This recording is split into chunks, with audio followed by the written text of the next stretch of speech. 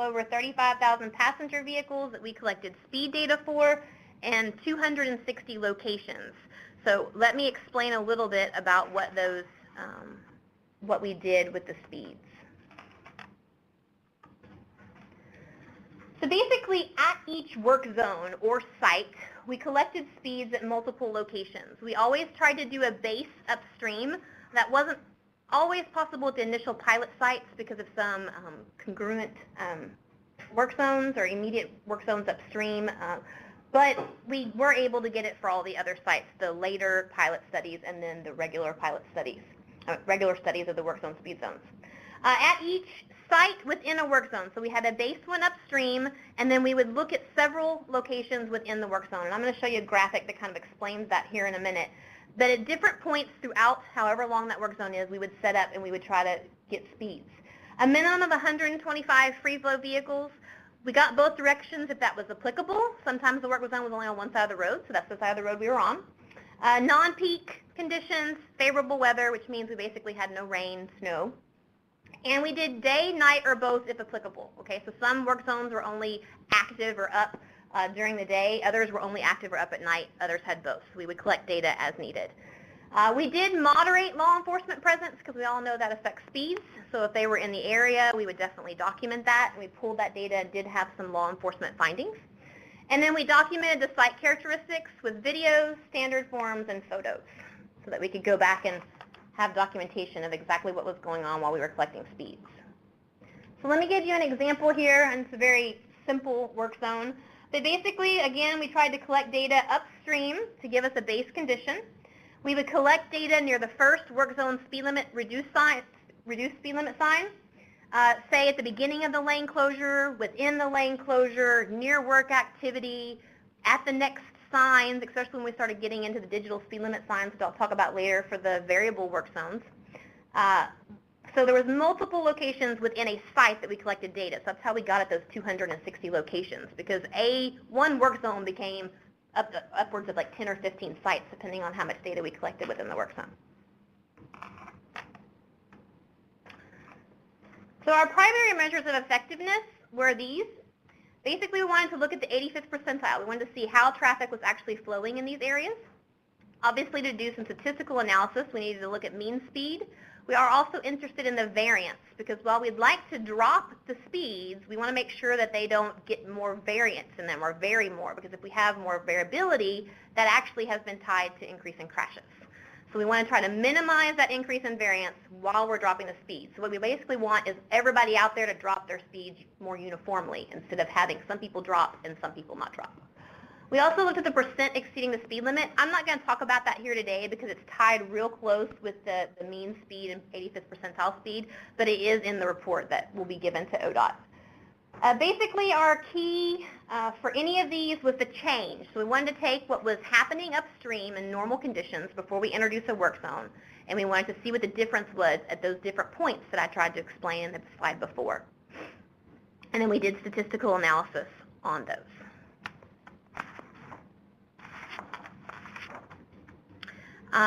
Again, what we'd really like to see, kind of as we're going through the data here in a minute, is we'd like to see 85th percentile speeds within 5 miles an hour of our work zone speed limit, the mean speed hovering around that speed limit, and then we'd like to see, again, small changes in the variability from what we saw upstream.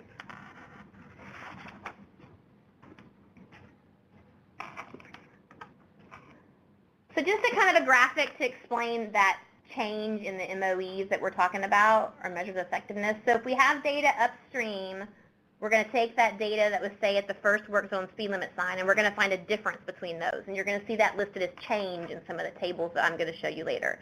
The same would happen maybe at the beginning of the lane closure. We're talking about them coming into the one lane or reduced lane situation. So that just gives you an idea of how we computed those. Okay, so I'm going to start out talking just about the current work zone speed zone process and the data that we found at sites using that process.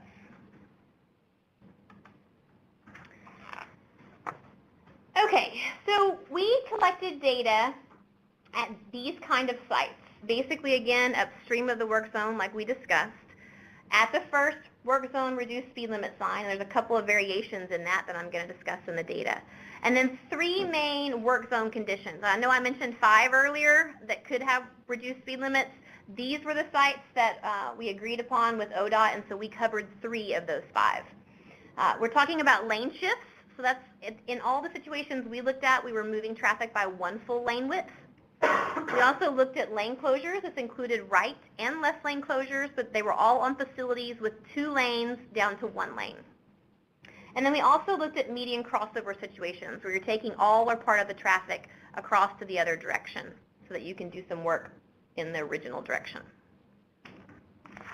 And then there was lots of those factors that, if you're familiar with the table that ODOT uses, that were present, such as barriers sometimes, and other narrowing of lanes, etc.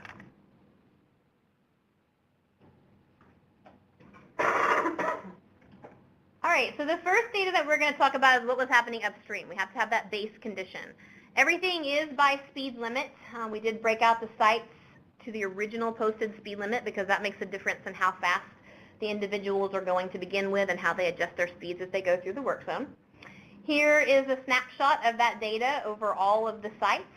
And basically what we see here is that the 85th percentile speed at 90% of our sites was over the posted speed limit. But most of them were within 5 miles an hour. So this is over, again, many sites. It's not one individual site. But you will see that the 85th percentile speed typically in Ohio was about between 0 and 5 miles an hour over, which is less than what we've seen on some previous studies. In Texas, we had a previous study where they typically were 5 to 10 miles an hour over. So right in that range. Some other studies in non-work zones have actually seen about a 5 to 10 is typical. So nothing unusual in that. And you can see what our speed variances are. So speed variances, around 21, 23 upstream. And then we're going to take our data from that in our work zone. So that's our base. Oops. Looks like the table didn't quite come over right. Okay, so here is the first reduced work zone speed limit sign. Okay, so it's just a static sign, the first one that they encounter, telling them that the speed limit has changed. These sites were 65 miles an hour originally, down to 55, so that's a 10 mile an hour drop. You can see the sample size here. Basically what we're looking at is this is a sign. Okay, there's nothing further downstream in their view that they can see at this time. Okay, so while it may be a horizontal curve, a vertical curve, or just something further down, basically all we're seeing right here is a sign, not the work zone condition that may have warranted that 10 mile an hour speed drop. What we see is very minor changes in the mean speed, okay? And we also see an increase in the speed variability of about 12 miles an hour.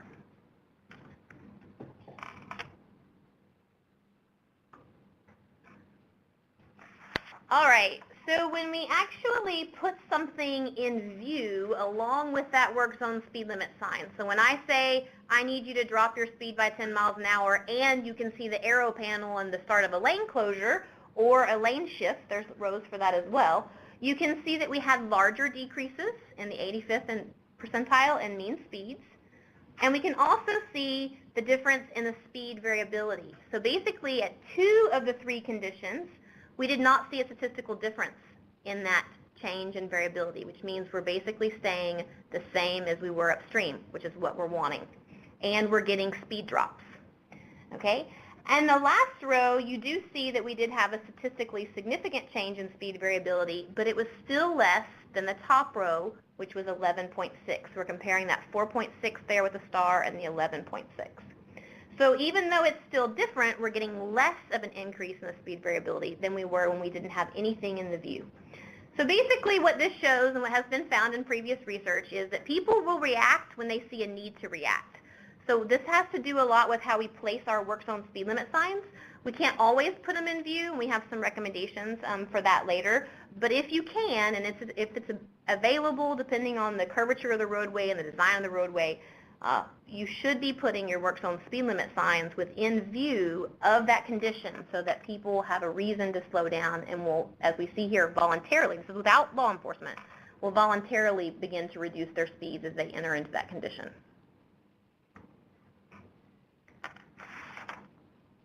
All right, So this data is a little further down. This is for the lane shift conditions. This was our sample for that. And basically, again here, we do see a decrease in the mean speed. But that decrease still results in very high speeds. If you look at the 85th percentile speed, it's basically hovering around what the original posted speed limit would be. So while they dropped, they didn't drop enough to actually comply with the work zone speed limit. We also see, again, an increase in the speed variability. So sometimes, you know, again, the lane shifts we had were full lane shifts. They were full shifts in the road. But motorists, what this data is showing us is that motorists, at least, don't feel that they have to slow down as much as maybe us engineers or us other people think that they may need to slow down. And so there's a discontinuity between motorist expectations and maybe what we're wanting them to do. And so there's some maybe changes that we can make in our processes or what we do out there to help bring those into better alignment.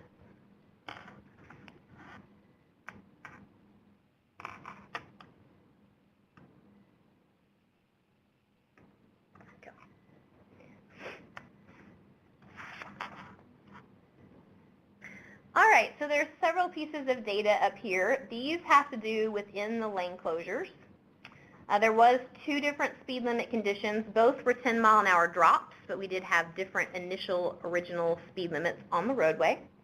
And we also, in the third row, have a condition at some of the sites. We happen to be in the area with another work zone, or in one site was reduced, but the other side wasn't. So we could actually get some data where there was not a speed limit reduction, even though there was a lane closure, so kind of be able to compare those 2 situations. So let's walk through this data for a minute. Basically, what we see is at the top row, we see 85th and mean speed reductions in both scenarios. More in the original roadway with the higher speeds, but still they both have reductions. We also see at those 2 sites, the first 2 rows of data, a negligible, actually it was a decrease in that case, in speed variance. So basically, again, we're getting the speed drops that we want, but we are, and actually it's a positive, we're not changing that speed variance from upstream. What we do see, which is interesting to compare, is in that third row. So when we're not putting a speed limit, reduced speed limit in effect, so it's a 65 miles an hour, we're letting them go through it at 65 miles an hour, we actually saw less of a decrease in speeds, and we saw more of an increase in speed variability. So this is basically showing us that what we've been doing as engineers in Ohio, in Texas, across the nation for that matter, is when we have lane closures, we traditionally have been lowering the speed limit, and that's a good thing is what this data is showing us. It's showing us that we are lowering it, people are respecting that, and they're going through it, and we're actually helping to decrease that speed variability, which also we hope then in turn is decreasing the crash likelihood. So this is a justification of things we've been kind of doing for years, and again, some of the crash data back in that original NCHRP study hinted at that as well, but this is additional data to back that up, so that's always good to have.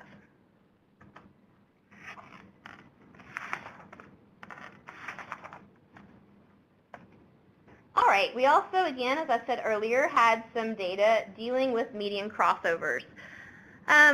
These crossovers were diverting either all or a portion of the traffic. Basically, this data was taken as you enter the S-curve or the reverse curve, so it was in that transition where they were having to leave their original road alignment transitioning to the other side. What we see here, again, we had 2 different kinds of sites dependent on the original posted speed limit. We can see large reductions in speed, which we would expect because of that change in alignment. Those reverse curves are pretty tight, different than what we would have in normal curvature, and obviously motorists are recognizing that as they're going through. We did see a little bit of difference with the speed variability, although the decrease in speeds was the same or similar. The bottom row site did see an increase in speed variability. This, again, was across several different sites. To be honest, we don't have a real good reason for why that occurred. There was a vast mix if you went back and looked at the individual sites. It could be the design of the reverse curves, the original roadway alignment. There could be a lot of things coming into that that's making that variability. But it's still, the variability increase is relatively small. It's not upwards of the 20, 30, 40. So we're at about 12 miles an hour increase there. Not something you really want, but again, as much best as we can figure, it had to just do with the differences. It was very mixed across the sites that are lumped into that sample of 548 sample size.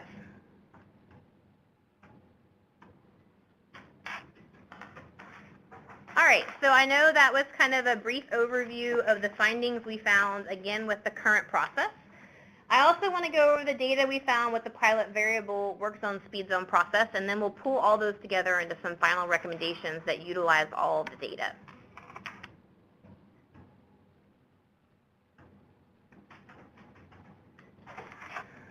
Okay, so let me give you a little bit of background into the initial deployment. Again, this occurred in the fall of 2012, basically when we were first starting this project.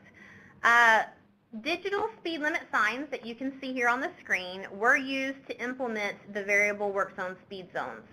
Basically, when conditions warranted, so let's say there was going to be unprotected workers without positive protection in a closed lane, then you would reduce the speed on these signs and the beacons would flash.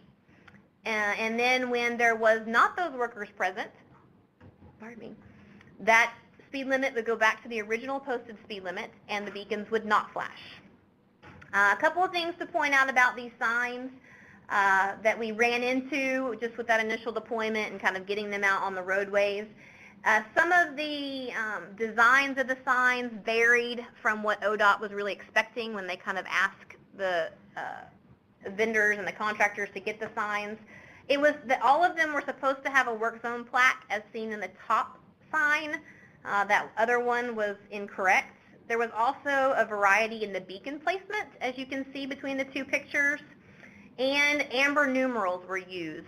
Later on, those were switched to white to be compliant with the MUTCD, and the standards were further revised by ODOT to be able to have more consistency in the plaque and the beacon location. So that was just a couple of things we identified during that first pilot effort that helped ODOT kind of go back to the table, revise their proposal notes so that we, in the second effort, could have a little bit more consistent design when we went out there. So you shouldn't be seeing any of these anymore. Okay, we had a relatively small data set from that fall, mainly due to the fact that a lot of the sites that we did put them at also had law enforcement. So we had that kind of in our data set, and as we know, again, that always reduces speeds. That's our best speed control measure, if you look at all the speed control measure literature. So we had to pull that data to be able to really figure out what the digital speed limit signs were doing. And so we didn't have as large of a sample size to do a robust analysis, so I just kind of put this in an overview table. But what we can see, again, is some decrease in the 85th percentile speeds and mean speeds. It was varied compared to the data I showed you a minute ago, even though there was lane closures within view. Again, the small sample size doesn't really let us be able to get over that difference between just a few sites that we had. You get one site in there that just has a hiccup for some reason, and it can mess up your whole data set. The second DSL sign, though, was in the lane closure. A lot of times it was pretty near the work activity. We do see further reductions, which is what we're wanting when we're going through that. We also see the speed variance was still pretty low at that sign. And then in the work, same kind of thing. Basically about the same decrease in speed. The speed variance did go up a little bit there, still within that kind of 10 mile an hour range. And again, I mentioned earlier that we did pull, that was our, mainly most of our enforcement was during that pilot effort. So we did just want to pull that data so people would know, and this again goes in line pretty much with previous research of seeing about a 10 to 15 mile an hour drop when you use enforcement. And that's what we were getting in here in Ohio. So enforcement can be used. It's a measure that is a good measure if you really are concerned that motorists aren't going to voluntarily reduce their speeds, and you have a reason why you think they need to be reducing their speeds, then you need to have law enforcement to, again, make that alignment process, because motorists will only go so much based on their kind of experiences and what they see in front of them, and if you need them to do more because there's something out there, law enforcement is your best bet, or will get you the highest speed reductions. There are a variety of other speed control measures we didn't look at on this project, but they usually only give you about 0 to 5 miles an hour decreases. All right, so let's move on to the second part of the pilot effort, which had more data. These were the signs, examples of the signs that were used in that second portion. As you can see, there is more consistency between the designs. Again, we did go to the white numerals. There was one plaque that was still inconsistent.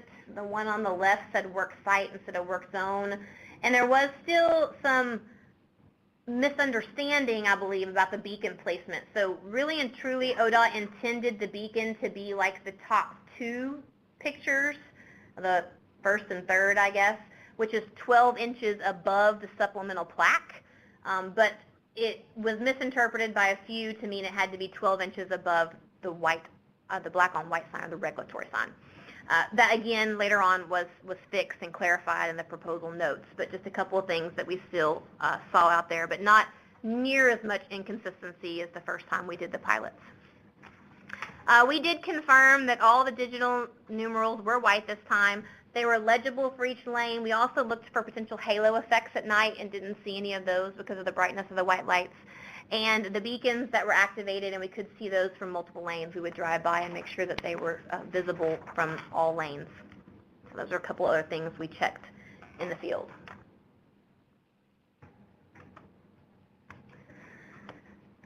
There was some sign software issues, and I just bring this up because documentation of what speed limit is out there is critical if you're wanting enforcement to help you and you're wanting enforcement to actually be able to stand by their citations if they are to go to court. So a couple of things that we noted for ODOT to work on in the future. Basically, the list here is what the software was supposed to be collecting each time a speed limit was changed, and it also was supposed to ping every 2 minutes just saying, hey, I'm a sign, I'm here, and give GPS information, whether or not you physically were changing the speed. And that data sometimes was just missing. The software, for some reason, just wouldn't register it. Other times, partial data was there, but not all the data. And then there was some issues just with being able to obtain that information. So it was supposed to be provided at the end of every sign month to the ODOT engineer and local law enforcement agencies. And just downloading that information, getting it into a format, a lot of times it didn't come out straight like this in a format. Computations were needed, different things had to be reduced and analyzed to get at these key pieces of data. And so going forward, it would be really better if the software just presented this data in a format that would come out that could be sent directly to ODOT. That way the contractor doesn't have to bother with trying to figure out how to compute things. There's less room for manipulation of the data, and it would just be more reliable. So there are some software issues going forward. All of this was in the spec. It's just some of the issue with talking with some of the vendors and trying to get that exactly the way that ODOT wants it. And again, that's critical for being able to support enforcement. A couple of other things, again, the plan drawings that were used the second time around when we did an additional pilot studies had a lot more information in them than we had the first go-around. But there was a couple of things that we did check in the field to see if they were going along with the plans. Basically, one of them was the first location of the location of the initial dynamic speed limit sign, or digital speed limit sign. Basically, the criteria was that it was about 500 to 750 foot upstream of the work zone condition, which in all these cases were lane closures. That was because of the data that I showed you earlier about how people need to be able to see something when we're trying to tell them to reduce their speed. A couple of sites, as you can see here, did not meet that criteria. They were much further upstream. One of those sites actually, not while we were collecting data, but after discussions with them, had some queuing that would occur. And so we think they had placed these signs upstream to address some of those queuing issues. I will point out that while digital speed limit signs are used with queue in detection systems to help people slow down approaching the end of the queue, that was not the point of the systems that we were looking at. So they can be used in that fashion, but what we were studying and the point of the initial pilot process was just to look at being able to change the speed limit to represent the conditions that were there in an easier fashion. So you need to make sure that we're using the systems appropriately for the conditions, because if not, it can lead to mistrust from motorists, and then we have people that ignore our signs, and we don't want that.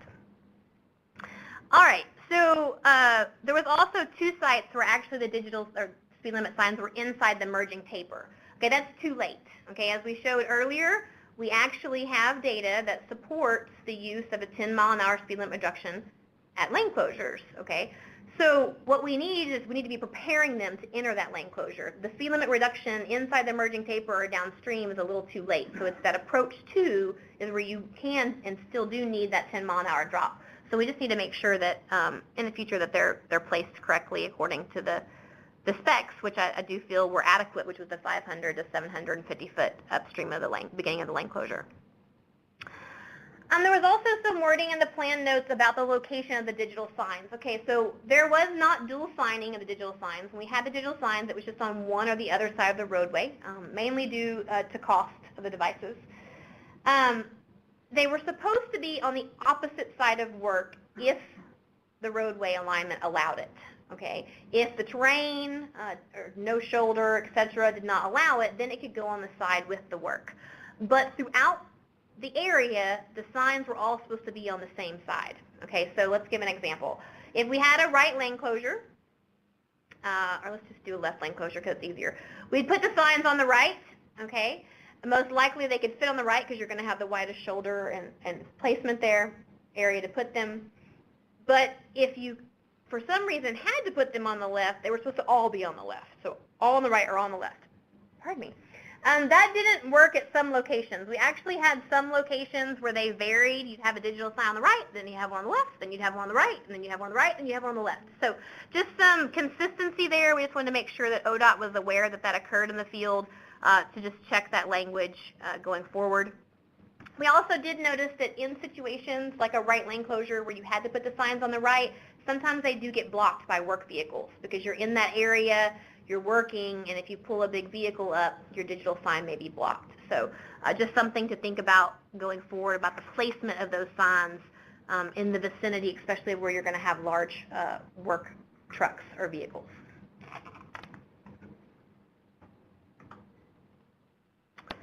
Okay, the last one really doesn't have to necessarily have to be a digital sign. In some cases, digital signs were used, but it's important to make sure that we resume the original posted speed limit as soon as possible at the end of that work zone condition. So when that lane closure is done, we need to be resuming the speed. In some cases, we had sites where there was no sign, and you would go for miles before the next existing speed limit sign was there. Well, so in reality, if an enforcement wanted to, they could enforce that whole section at the reduced speed limit. And if you, I don't go over it today, but if you look at speed studies, as soon as that lane closure ends, everybody speeds up. Okay, they realize that that was the reason why they were supposed to be reducing speeds. So it just causes, again, discontinuity between what motorists are expecting, what's out there, and then in some cases, we didn't have that here in Ohio, but we did see that in a study in Texas that I did, is we would actually see some local law enforcement agencies enforcing that area, trying to make some money, and that was a bad deal because it gave a sour, publicity out there for the Department of Transportation and the law enforcement officials, because really and truly there was no need for that reduced speed in that section once the lane closure was finished.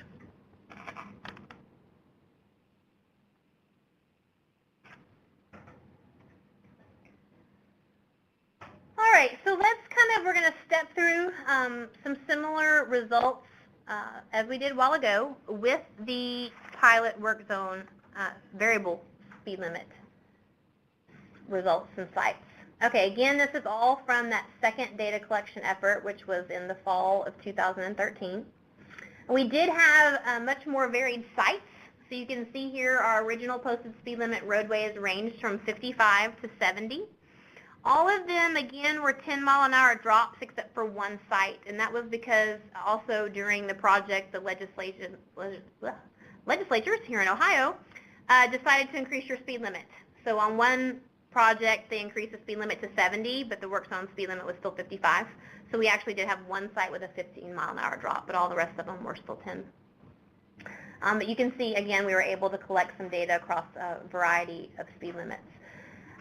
Again, the 85th percentile speeds tended to be within 5 miles an hour. Again, it varied across the sites. This is a combination of sites per each speed limit type of roadway.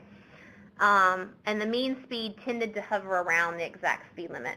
And here you can see our speed variances. Comparable to what we saw last time, a little less, but still hovering right around that 20-ish. So all of that was right in the range of being expected. Okay, we have a little bit more data to go over this time, so we're just going to take our time and kind of walk through this big table. We're just going to start at the top and filter down. Basically, again, here we're looking at the first digital speed limit sign. Again, the first row shows when that sign was not within view of the work zone condition, which in all these cases is a lane closure. So everything we're talking about this time is a lane closure. We did see a little bit of a drop in the mean speeds, but again, a significant increase in the speed variance, which, as we talked about in the other results previously, that was expected. Now, when we were with the lane closures, with the 60 mile an hour original speed limit down to 50, we had 2 sites like that. I wanted to go ahead and separate out the data in this table just to kind of show the variability a little bit more. We did see one site that basically did not have a drop and a pretty large increase in speed variance versus the other one who did have a slight drop, but again, still had a significant increase in speed variance. Compared to a lane closure as we get higher in speeds that had bigger drops and less change in speed variance. So what this is kind of showing us, if we look at the 85th percentile speeds across the sites, a lot of them, if we're, let's just look at like this, like the 2nd through 4th row, some of the 70 mile an hour sites are getting up there a little bit more, but most of them, people are traveling about 60, 65. We have a graph here in a minute I'm going to show you once they get into the lane closure. So the initial speed on the roadway, they tend, and we found this in the Texas study too, they tend to drive into a lane closure, or they tend to, when they see a lane closure with the first digital sign, to react consistently, independent of what the speed limit is posted, okay? And we're going to see that in a graph I'm going to show you in a minute. So it's something to think about that roadways then that initially start at a lower operating speed may not need as much of a speed reduction as roadways that are initially at higher operating speeds. Okay, so that's something to take into account, and we'll see that kind of weaved into our recommendations here in a minute. Basically, again, overall, we did see drops in the lane closure sites. Again, you can see from that column underneath the 85th percentile that it was varied, basically from a 3 mile an hour increase to an 11 mile an hour decrease. Very similar findings in the mean speed, and then again, the speed variance as we got into our 65 and 70 mile an hour roadways, which had 10 mile an hour drops, and then the 115 mile an hour drop. That speed variance was not significantly different. So we were dropping speeds as we would like and not increasing the speed variability. We can't necessarily say that for the sites where we were doing a similar 10 mile an hour drop from 60 to 50.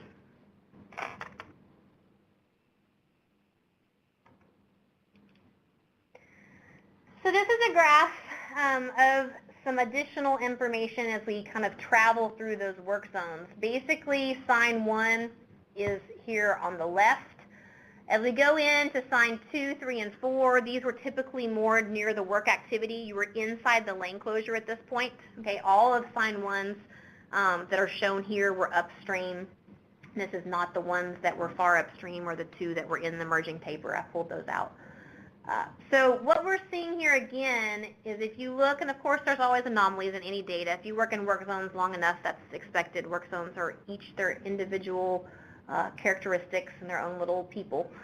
But typically, again, they're traveling 55 to 60 miles an hour, and this is independent of speed limit. So I'm showing you the data that goes with that previous table. So we're representing all kinds of original posted speed limit roadways here.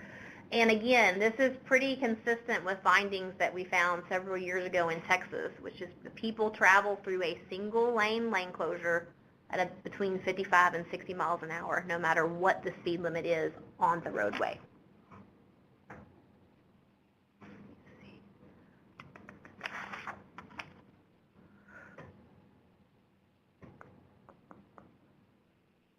And I just want to make sure, and point out that this data is very similar to the data we saw in the previous table. So basically, the digital speed limit signs were acting similarly to the static signs that are currently used.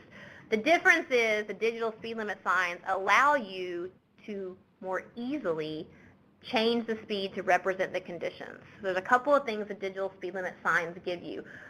One, you don't have to uncover and recover signs every time. You go through a project, you know you're going to be in an area, you cover all the existing signs once. Then you use that digital speed limit sign to go between your normal operating speed and your reduced speed limit. It also then allows you to not have to post the speed 24/7. So if your lane closure is not going to be there, if you're going to remove it from the road, then you can also increase your speed so that you're not leaving that reduced speed up when it's not appropriate, so only when it's there for the condition. And I know that's supposed to be done in those conditions. Everybody has that in their MBTCD that you're to remove this reduced speed limit when your condition's not there. It doesn't always happen, and it is one of those processes. If you're doing like nightly lane closures where you're up and down every night, uncovering and covering signs takes time in the process. So if it does give some time back to the contractor or even internal maintenance if that was desired. To be able to skip that portion of the setting up the temporary traffic control and just be able to work, because all you have to do is change the digital signs. So the data was very consistent with what we expected based on previous studies and based on the static signs that were used in the findings I went over earlier. Okay, so what does all this mean? This is a big table, and I'm sorry that it's messed up on your screen. Must have been the translation of text or something between me sending it to ODOT. It's got a little shuffled here, so hopefully we can work through that. Basically, based on previous research and studies that we have, we made recommendations for multi-lane highways where the original posted speed limit is equal to or greater than 55. So we're basically sticking with similar start criteria that we did with the work zone speed zone process that ODOT currently use. In this table, positive protection is basically referring to portable traffic barrier, temporary barrier, just so we are all on the same page with that. While we did not look at shoulder activity, we did refer to previous research on this. So the NCHRP project, as well as the Texas study that I mentioned earlier, did include shoulder activity. These are activities within 10 foot of the edge of the traveled way. And included observations. Basically, we would see a 1 to 6 mile an hour speed reduction without positive protection and only a 2 to 3 mile an hour speed reduction with positive protection. Based on that, we recommended that only a 5 mile an hour speed limit reduction be held for shoulder activity because it is off the side of the roadway, because workers are present without positive protection. There may be a need there for safety reasons, for worker safety reasons, but a 10 mile an hour is probably not the most applicable, again, based on previous research. We did not look at that scenario in Ohio, but that is based on some other studies. When you have workers present with positive protection or when workers are not there and it does with or without positive protection, we're basically recommending that no speed limit reduction occur, again, based on those previous studies. With a lane shift, again, this is a lane shift where you're shifting the traffic by 1 full lane width, because that is the data that we collected in the field. We are talking again on roadways where we have greater than or equal to 65 mile an hour for an original posted speed limit. We would have a 5 mile an hour drop, and that's independent of whether workers are there with or without positive protection. Basically, that means the lane shift itself, what you're doing to the roadway, constitutes that speed limit reduction. You can see on lower speed roadways that we also have a 5 mile an hour when workers are present without positive protection. That again stems more from the worker safety side of it. And then if you have workers present with positive protection, no speed limit reduction. And then again, with or without workers, without workers with or without positive protection is also 0. So this is a little different than what you have right now in your ODOT standards. It kind of gives more variability depending on what's present, what's not.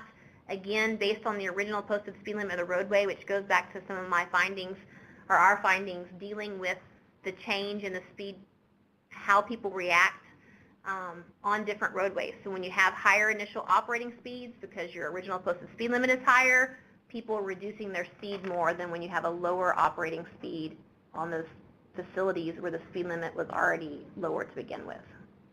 Basically to equate to the same type of speed that they're traveling through. They just don't need to reduce as much to get to that speed. So similar with lane closures, again, we're following a very similar format with the original posted speed limit. The lane closure itself dictates a 10-mile-an-hour drop on facilities greater than or equal to 65 miles an hour. Again, that was from the data I showed you earlier, where we see that the lane closure, again, especially the merging area and then throughout the lane closure, constitutes a 10-mile-an-hour drop, no matter if workers are present or not. It's just the physical fact that you're closing one lane. Now, when you get to some of the lower speed facilities, again, that 10-mile-an-hour drop is justified when you have workers present without positive protection. That becomes not only the lane closure, but a worker safety issue. And then we see we're only recommending 5 when the workers are behind positive protection or when workers are not present. Again, that's just because of the data that we showed earlier. The lane closure still is needing some kind of reduction, but not as much on those lower speed roadways. And then median crossovers, because of their design, they do still, we found basically that the 10 mile an hour that's currently used is justified on all or on facilities greater than or equal to 55 miles an hour. And that's with or without workers present, because again, that's the design of the median crossover itself, and as they travel through the median crossover on the other side with the barrier, etc. Okay, so just again, in most cases, these work zone conditions justify a speed limit whether or not workers are present. The recommended speed limits are applicable for the entire length of the warranting condition, not necessarily the whole work zone. So I mentioned that earlier in the presentation. It's where the lane closure is. So if your work zone is 10 or 15 miles long, it's only where that lane closure is that the reduction is shown. If a reduction is shown, sometimes there's zeros, that would be applicable. For example, the speed limit for a median crossover applies to the transition area approaching the median crossover, along the temporary road, and exiting the crossover. So it's that whole area. Likewise, the speed limit reduction for a lane shift or a lane closure is you approaching and going through, and then when you exit, then you would raise the speed limit back up. When a work zone contains more than one of these, what do? Well, we don't add them together. That's a no-no. Basically, you have to look at what your worst case scenario is. So you would use a chart like this, and you would say, okay, I have a lane closure. It gives me, let's just say 5, for an example. I have a median crossover. It gives me 10. I would use the 10 because that's the worst case scenario that's dictating the speed limit reduction. Now, if for some reason that median crossover was to go away, then you'd be back to just a lane closure, and it may be back to a 5, okay? So it can vary or change, which gets us in back to the discussion of the digital speed limit signs or the variable work zone speed zone process. Basically, do I have that here? I'm jumping ahead a little bit, so let me just go ahead and finish. Let's get into that now. So basically, we're talking about expanding the use of the variable work zone speed zones. Again, limiting it to multi-lane highways as previously or currently defined. The key, and it wasn't always that way in some of our pilot studies, is that the speed limit needs to vary within a 24-hour period. Okay. So if for some reason, let's just back up. Look at an example. Hope that'll work. So if we had a situation where we had the lane closure, the top row, it's on a roadway greater than or equal to 65 miles an hour, it's a 10-mile-an-hour drop. And that 10-mile-an-hour drop, based on our recommendations, would exist no matter whether workers are there or not because of the lane closure itself. So that would be a 24/7 speed limit reduction, okay? So that is probably not your best bet for a digital sign because it's not going to change. Okay, but if we had a situation like I was talking about earlier where maybe you have a lane closure and maybe it's 10 miles an hour because it's on a 60-mile-an-hour roadway, so you have a 10-mile-an-hour speed limit drop because I have workers out there with no positive protection, but then I'm leaving the lane closure out there, but my workers go away, well, then I need a 5-mile-an-hour drop, okay? Or I'm taking that lane closure completely off the roadway, and my workers are gone too, I need to raise it back up to the original speed limit. So within a 24-hour period, I'm needing to change the speed limit to represent the existing conditions that my drivers are going through. Those are two scenarios that we might think about using variable work zone speed limits, because they really get at trying to make sure that current conditions are shown and the speed limit is applicable to those. So let me just take those now in a nutshell, kind of in some tables. So we included these in the report as well as some example ways that you could recommend or implement variable work zone speed zones. This is when the work zone condition itself remains in place 24/7, but the speed limit reduction varies whether or not workers are present. So that first example I gave a while ago. And this can work for shoulder activity, lane shift, or lane closure. I gave you the example a while ago in the third row. But that's when we would have some kind of speed limit reduction, and it would either change to less of a reduction or no reduction at all based on whether or not workers were present. We also have the situation where the work zone condition is removed when workers are not present. So not only do the workers leave the roadway, the condition itself leaves the roadway. So say all the barrels of a lane closure are pulled to the side of the road each day, and the night it just happens, the lane closure is just at night. These would be some examples of when then variable speed limits would be applicable.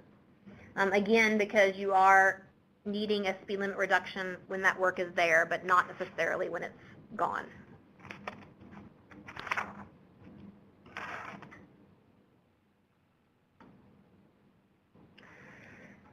Some recommendations that go kind of in tandem with the tables and recommendations that we provided for actual speed limit reductions is that with the variable speed limits, we need some training that needs to be developed, basically just to make sure that the ODOT staff that are on these projects with these digital speed limit signs, as well as the contractor, really know what's expected. They understand what's in the proposal notes, they understand how they're to be used, so that everybody is on the same page. That way, they get implemented correctly. We don't have motorists getting confused because they see them used in different ways. You know, overall, the more you use, the theory is, we haven't had them out there long enough used this way to really test this, but the theory is the longer you use them and you use them in a consistent manner to show that you really are adjusting the speed, the more the motorists appreciate that and they trust that. So they know when they see a speed limit reduction on those digital signs, there's a condition that warrants it. So it's a trust relationship that we're trying to build. The DSL sign operation should be checked daily or nightly depending on where the work is going, okay? They are signs, they are electronic, so we need to make sure that they're working properly, that software is documenting everything properly, and that they're showing the speed limit we want them to. Again, software changes are needed. We discussed those earlier, but basically we need accurate and consistent tracking of the information. The information ODOT wants is what we need, it's just not necessarily there right now. And again, maybe some automatic production of the report, so when it's actually downloaded, it comes out the way that ODOT wants it instead of having to manipulate that data to get the information desired.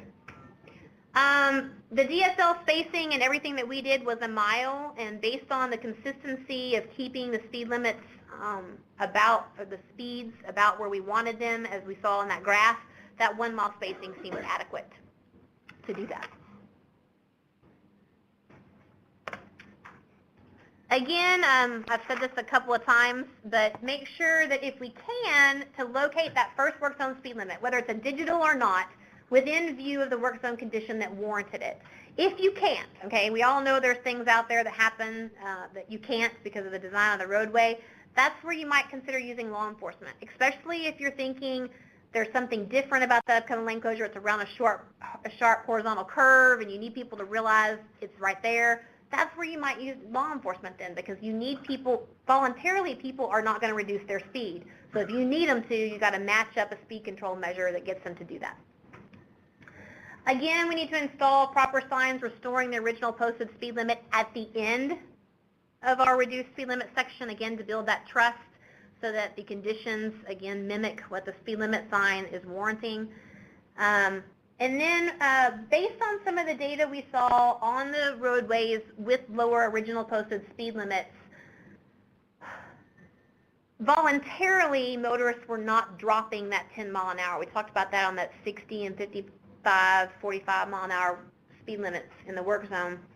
So to be able, again, if you want to be able to drop that for a lane closure because you're worried about worker safety and you want that 10 mile an hour drop, that's where we think you would get the most benefit from using law enforcement, because the law enforcement is needed to be able to get motorists to realize that there really is an issue to reduce their speeds more, because they typically want to travel about 55 to 60 miles an hour through that. So if you have a speed limit where you're wanting 50 or 45, voluntarily it's not going to happen. You have to give them incentive to reduce their speed limit, and enforcement is the best way to do that. So it may help you choose about where you'd like to use enforcement. If budgets are restricting, there's only certain projects you can use it on. That's a recommendation that we hope can help you choose maybe where to use enforcement more efficiently. Again, these are the research recommendations. That ODOT can, obviously will decide what to do with these recommendations. But basically, we were asked, how would you implement these? Changes would be needed in the ODOT traffic engineering manual. Again, I referenced there are several tables and forms right now that are used to not only determine if you can consider a speed limit reduction, but what that speed limit reduction would be.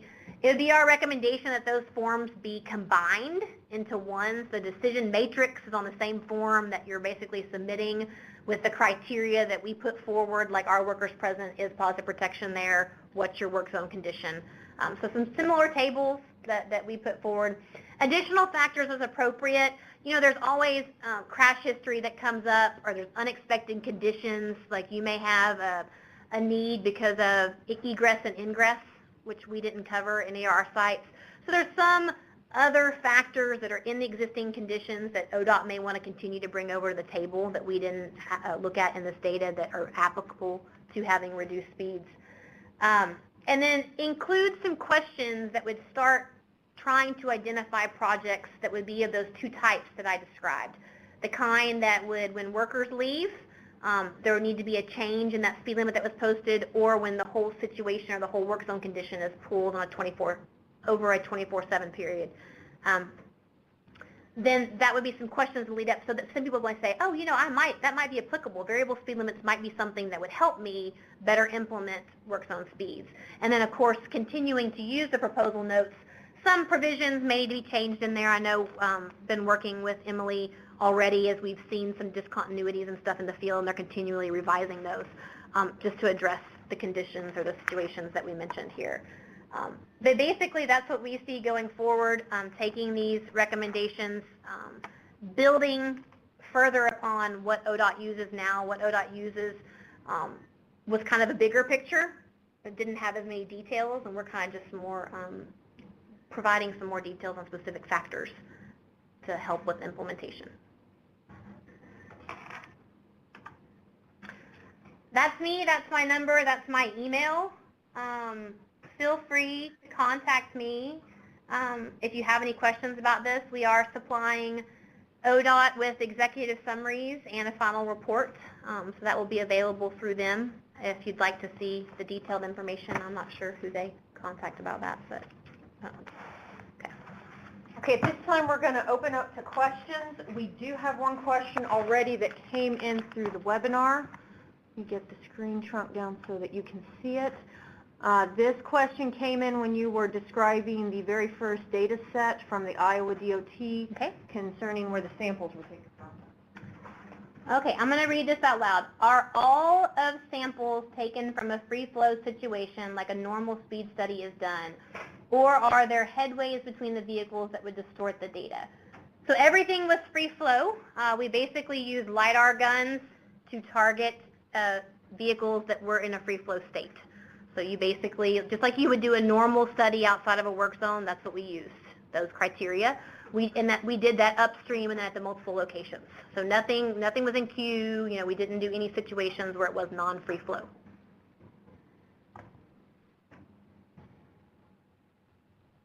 Question in the room? I went through it fast. Somebody's got to have a question. No? Well, it does look like, just so for the people in the room know, the final report will be available on the research website in a few weeks.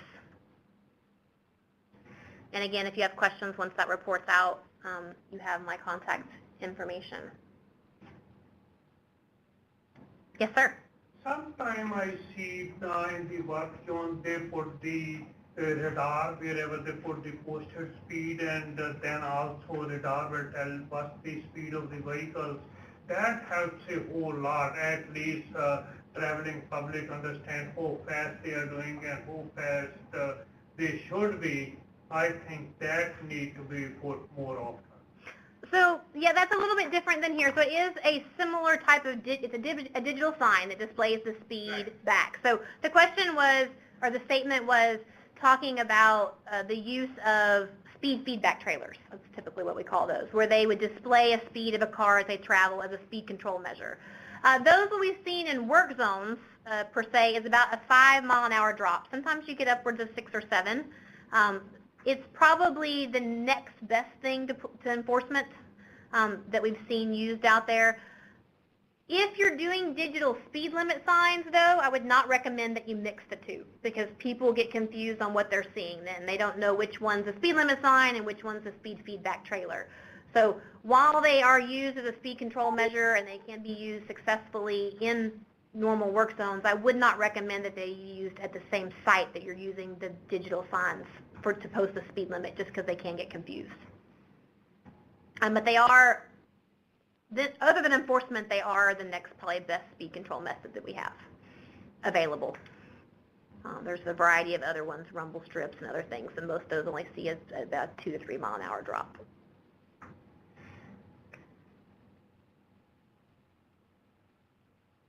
Another comment, question?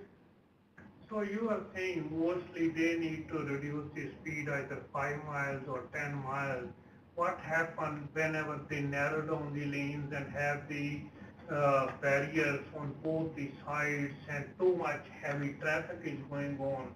Still they need to reduce 5 miles or 10 miles? We actually, I have seen 65 mile an hour where they reduce it to 45 or 50 mile an hour. We did not collect data on that in Ohio, but we did in Texas. And most of the Texas data still shows that a 10 mile an hour drop is adequate for that. You would think that sometimes barrier would restrict. Now, if you're really down to one lane and you don't have room to move, that may be a different situation. We have not collected data on that. We had 2 lanes with barrier on both sides, no shoulders. So you had a little bit more maneuver room, and we only saw 10 mile an hour was still applicable for that. You have to really start watching your 15 mile an hour drops because your speed variability starts skyrocketing. And so you kind of, it's hard to weigh, and the NCRP study really tried to match that up, but they didn't take their data next, they didn't tell you what conditions they took their data next to, so it's hard to pull that out of their data set. But it's hard to weigh then the balance of decreased speeds and increased speed variability, because different crash studies don't say which one's better, they just say what one does and what. So lower speeds we know are better, less severe crashes, but we know that increase in speed variability increases crashes. So if you're doing to where you're decreasing speeds but you're increasing variability, we really don't have a good idea for what that does. We know individually what they kind of do, but that's still a big question that's out there. Trying to go back in and actually tie some crash data, again, more recent crash data, and do a little bit different analysis than what they did 10 or 15 years ago is probably needed, just because of those kind of questions like you're asking. There's research out there that shows one's good, one's bad, one's mixed results. That's part of research. And work zones, the nature of work zones, depends on where you hang your hat one day on whether you're going to get a work zone that has one that falls which way. So we did not collect data on that type in Ohio. So that would be probably another one that ODOT would just have to still consider based on past history and what they're. there any more online, Vicki? Not yet. Oh, I'm sorry. Yes, ma'am. I just had, curious, in your overall recommendations, it's terminology-wise, in the chart when you were talking about median crossover, you said it includes hybrid design. Mm-hmm. What is that? Okay, so I should have probably explained that a little bit. So some different terminology here in Ohio. So hybrid design is referred to in the traffic engineering manual. It basically means your contraflow situation. So basically, median crossover, we had two different kinds. So when all traffic went over, so you'd reduce a two-lane side of a road or contraflow, which means you maintain 2 lanes of traffic, 1 lane goes over and 1 lane stays on the existing pavement. We looked at both, but in every situation we looked at, we were still looking at that median crossover part. So it was independent really of whether it was hybrid or not. So anytime you're going to use you're doing part with construction, so it's still not a full roadway like they typically would have under normal alignment conditions. Thank you for catching that. I was meant to explain that. Okay, if anyone on the webinar has a question, you can either type it in the chat pod or you can unmute your phone and just speak up.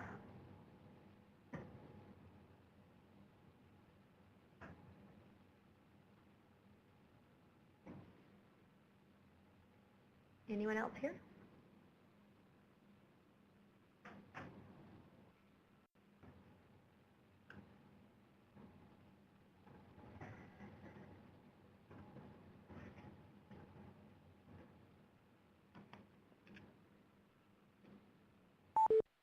Working on one.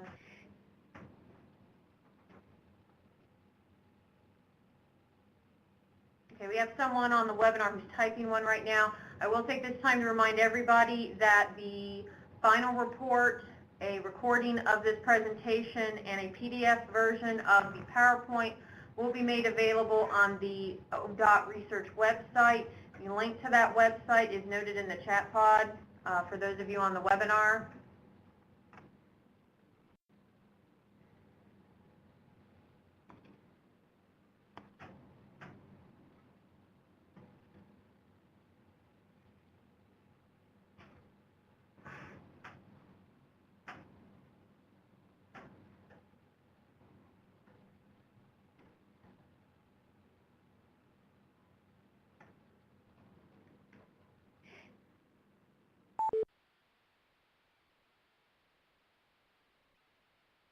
Okay, you've got one that popped in. All right. Has there been any concern from the statewide construction safety group from the potential of higher posted work zone speeds? I am unable to answer that question. I mean, we did the research for the Department of Transportation. I have not had discussions with that group. I would say at this point, it's too early. I mean, we're just getting the research data back and getting around to interpreting it and determining our next steps. So at this point, it's premature to say if there's been any concerns with higher posted speeds. I will say that we did take into account motorist mobility and worker safety. So, and if you read the report, that's in there in more detail. So.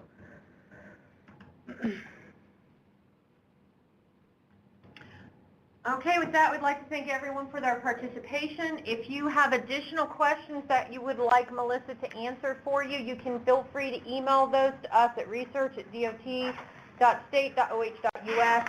We'll make sure they get forwarded to Melissa, or for those of you who can still see her email address, you can feel free to contact her directly. We'd like to thank you all for your participation. Again, the reports, the PowerPoint, all that fun and exciting stuff will be on our website. Thank you all. You are free to go now.